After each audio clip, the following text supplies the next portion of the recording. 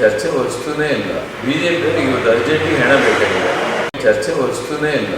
ಬಿಜೆಪಿಯವರಿಗೆ ಇವತ್ತು ಅರ್ಜೆಂಟಿಗೆ ಹಣ ಬೇಕಾಗಿದೆ. ಇಡೀ ದೇಶದಲ್ಲೇ, ಅದೇನು ಅಲ್ಲಿ ಮಾತ್ರ ಅಲ್ಲ, ಇಲ್ಲಿ ನಂದಿತಾ ಕೇಸಿಗೂ ಅದೇ ರೀತಿಯನ್ನು ಮಾಡಿದ್ದಾರೆ. ನಂದಿತಾ ಕೇಸಲ್ಲಿ ಮೊದಲನೇ ಆರೋಪಿ ಜ್ಞಾನೇಂದ್ರನೇ.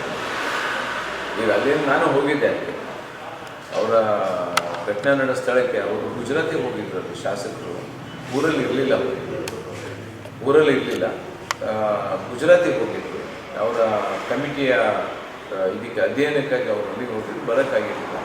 ಅವ್ರ ಪರವಾಗಿ ನಾನು ಹೋಗಿದ್ದೀನಿ, ಉಳಿದ ಮುಖಂಡರು ಹೋಗಿದ್ದಾರೆ, ನಾನು ಹೋಗಿದ್ದೀನಿ. ಅವ್ರ ಹತ್ರ ಮಾತಾಡಿದ್ದೀನಿ. ಇವತ್ತು ಲಿಖಿತವಾಗಿ ಕೊಡಿ, ನಿಮ್ಗೇನೇನು ಅನುಮಾನ ಇದೆ ಲಿಖಿತವಾಗಿ ಕೊಡಿ, ತನಿಖೆ ಮಾಡ್ತಾರೆ, ತಪ್ಪಿದ್ರೆ ಶಿಕ್ಷೆ ಕೊಡ್ತಾರೆ.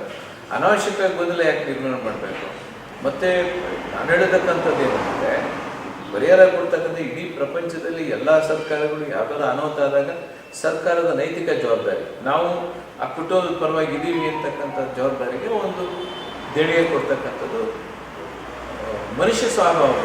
ಅದು ಸರ್ಕಾರನೂ ಮಾಡಿರ್ತಾರೆ. ಇವರು ಸುತ್ತಮುತ್ತ ಇರೋರು ನಮ್ಮ ಬಿ ಜೆ ಪಿ ಮಿತ್ರರು ಅದನ್ನು ಗೊಂದಲ ಮಾಡ್ತಾ ಇದ್ದಾರೆ. ಬಟ್ ಅದರೊಳಗೆ ಏನು, ಯಾರು ತಪ್ಪು ಮಾಡಿದ್ದಾರೆ ಅವ್ರ ಮೇಲೆ ಕ್ರಮ ತಗೊಳ್ಳಿ. ಈಗ ಸರ್ಕಾರಿ ಅಧಿಕಾರಿಗಳ ಮೂಲಕ ನಾವೇನು ಕಾಂಗ್ರೆಸ್ ಅಧಿಕಾರಕ್ಕೆ ಬಂದಿದ್ದಲ್ಲ. ಕಾಂಗ್ರೆಸ್ ಸರ್ಕಾರ ಬಂದು ಕರ್ನಾಟಕ ರಾಜ್ಯದ ಜನ ನಮಗೆ ಬಹುಮತ ಕೊಟ್ಟಿದ್ದರಿಂದ ಮಾಡಿದ್ರಿಂದ ಅದು ಸರ್ಕಾರಿ ಅಧಿಕಾರಿಗಳನ್ನ ರಕ್ಷಣೆ ಮಾಡಿ ಸರ್ಕಾರಕ್ಕೆ ಏನಾಗಬೇಕು, ಶಾಸಕರಿಗೆ ಏನಾಗಬೇಕಾಗಿದೆ.